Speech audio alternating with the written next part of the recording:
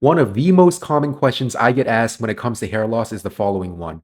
How do I actually know if I'm balding? Well, it's actually not that difficult to tell. If you go to a dermatologist's office, the vast majority of the time, they can actually assess whether or not you're balding on the spot just from the visual cues, and then prescribe a medication without ever running a single test or scalp biopsy. Why is this? It's because there are several telltale signs that are common in nearly all hair loss sufferers. And just to be clear, when I say hair loss in this context, I'm talking specifically about androgenetic alopecia or male pattern baldness.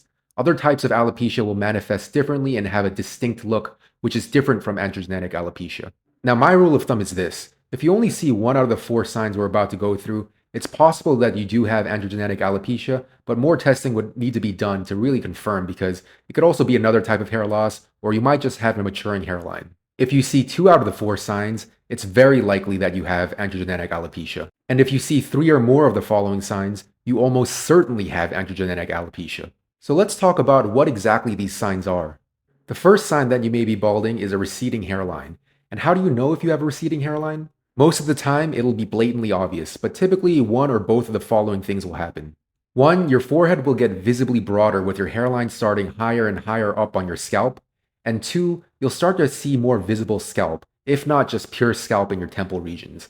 When this happens, your hairline will begin to make the shape of an M, which is why androgenetic alopecia is often nicknamed M pattern balding. Now note that some people just naturally have a higher hairline with an M shape without balding, so in those cases it's simply called a mature hairline. But like I said, it's a combination of multiple signs that indicate male pattern baldness rather than any single one by itself. The second sign is thinning hair. Now, some people just genetically have thin hair while others mature into having thinner hair but don't necessarily have hair loss. However, if your hair has recently started to become much thinner in conjunction with some of these other signs, it may be an indication of androgenetic alopecia. Take an especially close look if you see a marked difference in the thickness of your hair in different regions of your scalp. For example, in this picture, you can see that the hairs in the temples are clearly thinner than those in the center of the hairline or elsewhere in the scalp. This is because for those who suffer from male pattern baldness, the androgen receptors in the hair follicles in the temples are usually more sensitive to DHT than those of the other areas of your scalp, which is why they will undergo more miniaturization.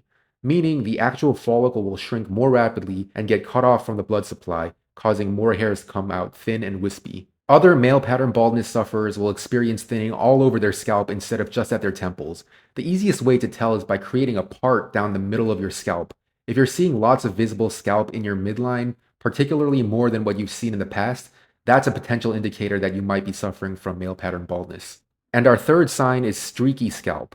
This is basically a visual gauge as to whether or not you're losing density in your hairline. To do the streaky scalp test, lift your frontal hairs up and pull them back, revealing your hairline.